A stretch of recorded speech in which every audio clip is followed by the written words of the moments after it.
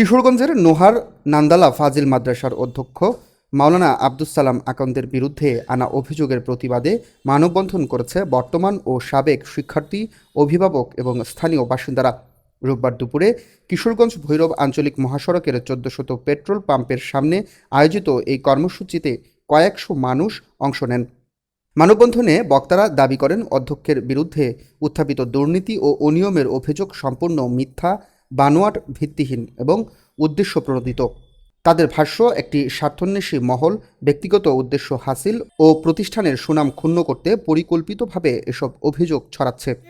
আজ পর্যন্ত শুনলাম না স্যারে এই প্রিন্সিপাল 10 টাকা বেশি নিছে, বরং কম নিছে, অথচ আজকে যে দুর্নীতির অভিযোগ করছে এইগুলি সম্পূর্ণ বানোয়াট, বেইমানি।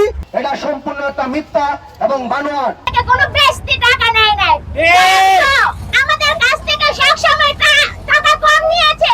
বক্তাদের দাবি, মাদ্রাসার আর্থিক লেনদেন সম্পূর্ণ স্বচ্ছভাবে পরিচালিত হয় এবং আয় ব্যয়ের হিসাব নিয়মিতভাবে পরিচালনা কমিটির কাছে উপস্থাপন করা হয়। শিক্ষার্থীদের কাছ থেকে অর্থ গ্রহণের ক্ষেত্রে যথাযথ রসিদ দেওয়া হয়েছে বলেও তারা উল্লেখ করেন। বই প্রকাশনা প্রতিষ্ঠানের কমিশন ও মাটি কাটার অর্থ নিয়ে যে অভিযোগ তোলা হয়েছে সেগুলোকেও তারা ভিত্তিহীন ও উদ্দেশ্যপ্রণোদিত বলে দাবি করেন। মানববন্ধনে অংশ নেওয়া প্রাক্তন শিক্ষার্থী, অভিভাবক ও স্থানীয়রা বলেন, দীর্ঘদিন ধরে প্রতিষ্ঠানটি সুনামের সঙ্গে পরিচালিত হয়ে আসছে।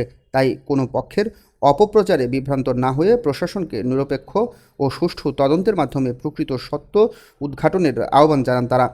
মানববন্ধন থেকে বক্তারা অভিযোগের নিরপেক্ষ তদন্তের দাবি জানান। পাশাপাশি অভিযোগগুলো মিথ্যা প্রমাণিত হলে সংশ্লিষ্ট অভিযোগকারীদের বিরুদ্ধে আইনগত ব্যবস্থা নেওয়ার জন্য প্রশাসনের প্রতি আহ্বান জানান।